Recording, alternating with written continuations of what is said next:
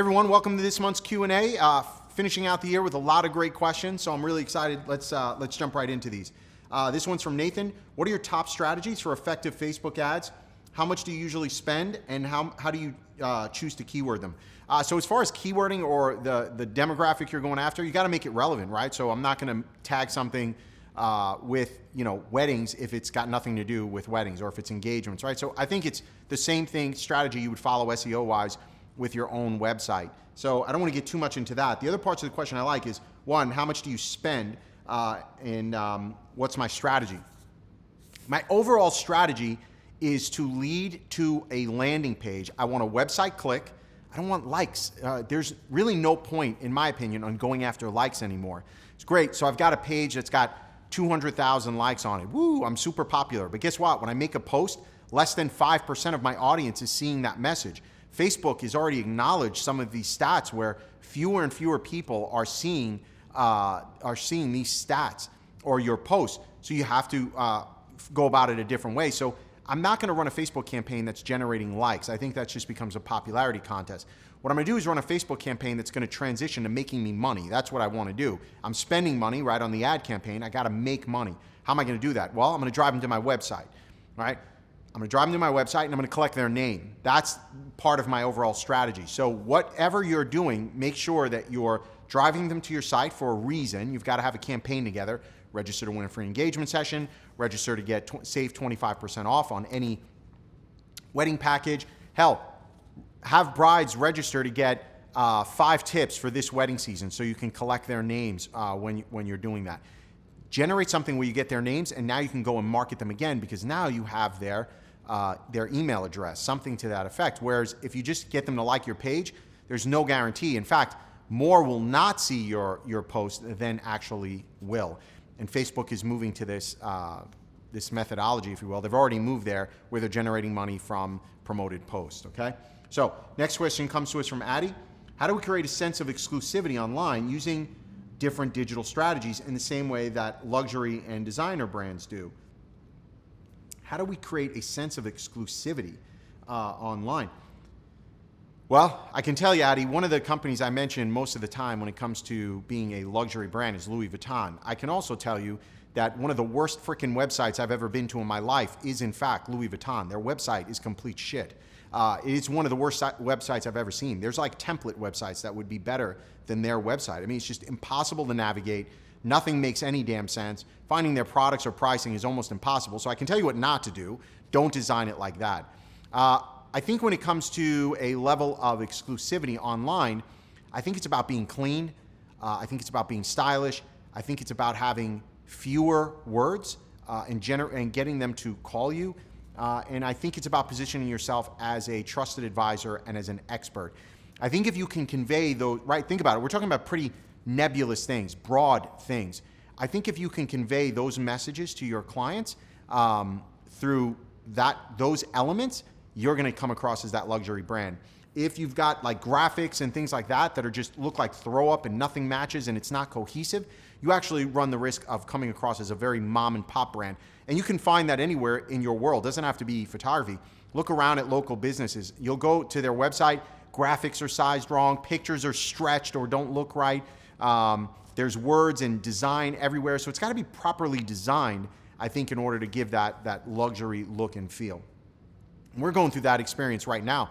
So what we're doing right now is we are going through a rebrand and a redev of our Sal Cincotta site as well as our Behind the Shutter site with these things in mind. So check back in about 30, 45 days and you'll see that stuff come online. Next question comes to us from Elaine. How to send effective email campaigns. That's really good, Elaine. I'm going to go with the thought that you're trying to attract new business for your photography studio, right? Because it's not really clear there. If I were going to do an effective email campaign, I would run it and look for strong call to action. Case in point, we're just coming out of October, November. If I'm going to do something like that, I'm running a campaign for fall pictures, and it's going to be a strong call to action. Book today, save 50% off your session fee. Maybe you're going after headshots. Email campaign can be something along the lines of, Isn't it time you updated your headshot? Isn't it time you updated your family portraits? These are the kind of things that you can do to make it effective. If you're going after weddings, you want to collect those names. And once you've collected those names, again, strong call to action. So the takeaway out of this is you've got to have something strong and compelling to get them to call you and sign up. You can't just be like, hey, it's fall. We're doing new pictures. Great. Awesome. Give me something to sink my teeth into. Everybody loves a deal. So give them a deal that you still make money and it's a win-win for everyone. Next question comes to us from Adam. My biggest issue right now is white balance. I'm having a hard time achieving a nice neutral white balance. Also, I have my monitor calibrated for printing. However, I'm still not sure I should be using my standard monitor color profile if I'm using it for web purposes. I understand there are grade cards and passport color checkers. However, sometimes you can't always use one in a wedding situation. All right. Wow. Lots of information here, Adam.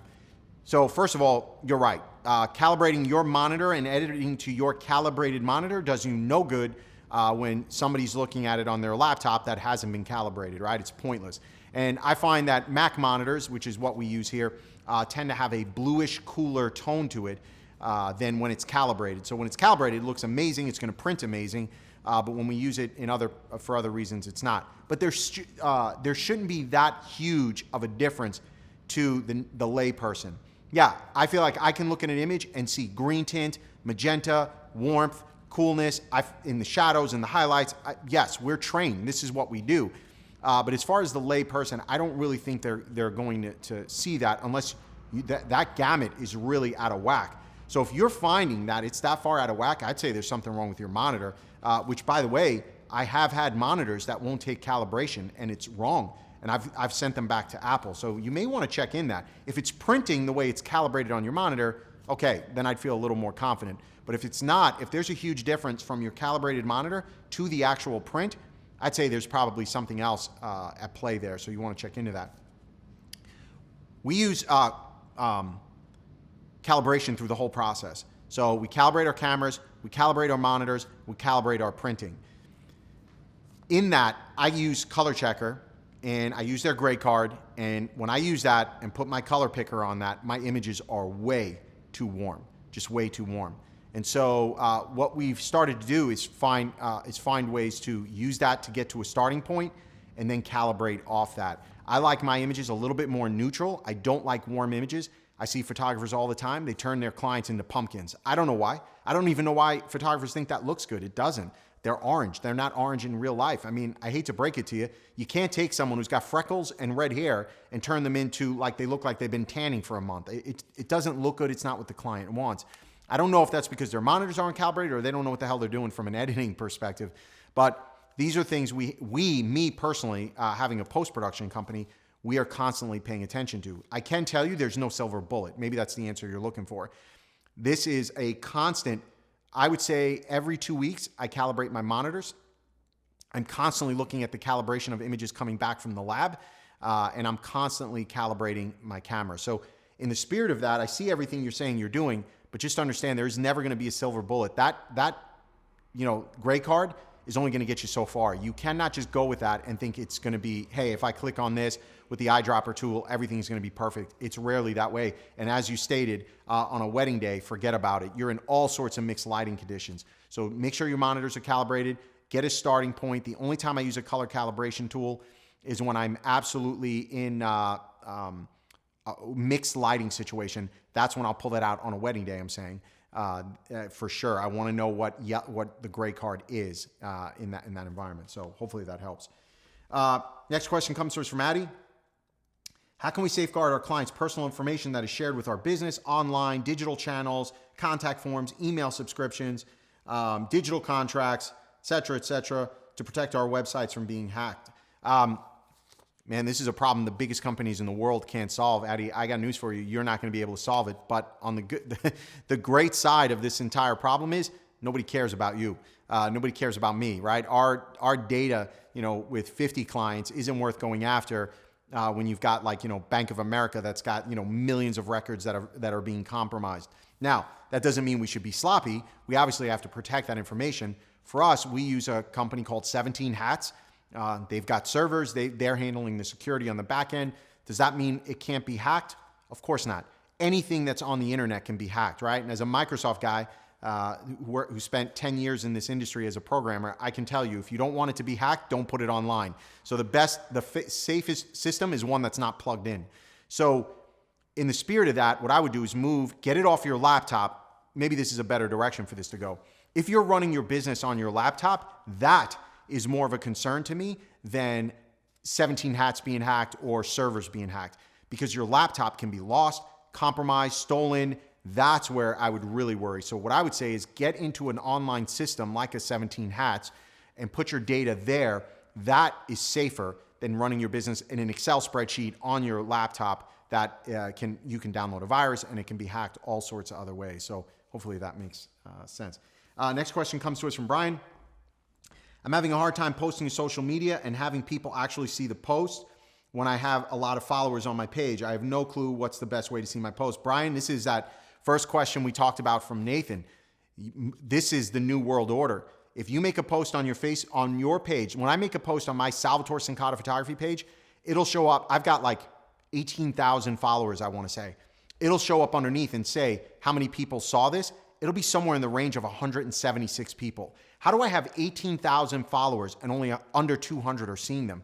This is what Facebook is doing because they want to make money. And so the way you're going to have to get around this is boosting your post. You're going to have to spend money.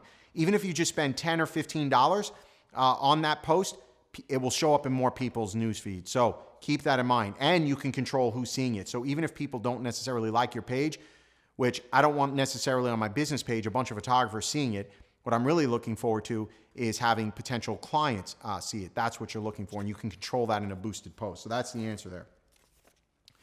Next question comes to us from Josh. Exporting from Lightroom for delivery to clients for their own printing, sizing and quality is a challenge. Why? Just use export presets. So I'm not sure what you're doing there, Josh, that's causing a challenge for you. Now, what I'm not doing, this is the problem with just handing over digital files, period, is I am not giving my clients large enough files for them to go printing big images. And I'm clear with that right from the beginning on where and how these images can be used. They're good enough for an 8x10. I do not want my clients taking these images, trying to resize them for a 30 by 40 canvas that they're going to order from some shitty website, and it's going to look horrible. I want to be able to adjust that image, resize that image properly, sharpen that image as needed, right, and adjust accordingly. So if you're just exporting full res out to your clients, that's a problem on a whole other scale. I wouldn't recommend doing that because you're losing control of your final product. Now, if you're not delivering full res and you're delivering like small and mid-res files to them, and now they're going to try and print big prints, well, that's a whole other issue in and of itself. Of course, it's not going to print right. They don't know what the hell they're doing, and the files aren't meant for that. So I hope I've answered your question. I don't know if I got to the crux of it, but I hope I did. All right, last question comes to us from Ryan. Similar kind of question. What is the best way to get sharp images on Instagram? I currently post to Facebook, screenshot, and then to Instagram. Okay, Ryan, that makes no freaking sense, but hold on. There seems to be a loss of quality and clarity with this method. Well, of course, you're taking a screenshot, which you're tied to the resolution of your actual computer screen, right? That's how those screenshots work. So maybe if you got one of those new 5K Mac monitors, screenshot might work, but then more than likely, depending on how you render it, you could be looking at a 5 meg screenshot, which is not what you need anyway. Why not create 2 exports in Lightroom, which is what we do, by the way, because I want my logo there. So, and now with Instagram, you can choose not to go square. So that's actually saved me a lot of time. So what I'm doing is in Lightroom, I have an export for Instagram at 1,000 pixels, and I have an export for Facebook at 1,500 pixels. And just go out there and Google Facebook and Instagram social media. Actually, Google social media cheat sheet, and it'll show you what sizes that you can post to the various social media channels on. So anyway, hopefully that helps. Everybody, great questions. Let's get ready for 2016. I want to see nothing but success for all of you. Thank you always for your support, and thank you for these great questions. Again, let's make 2016 your biggest year ever.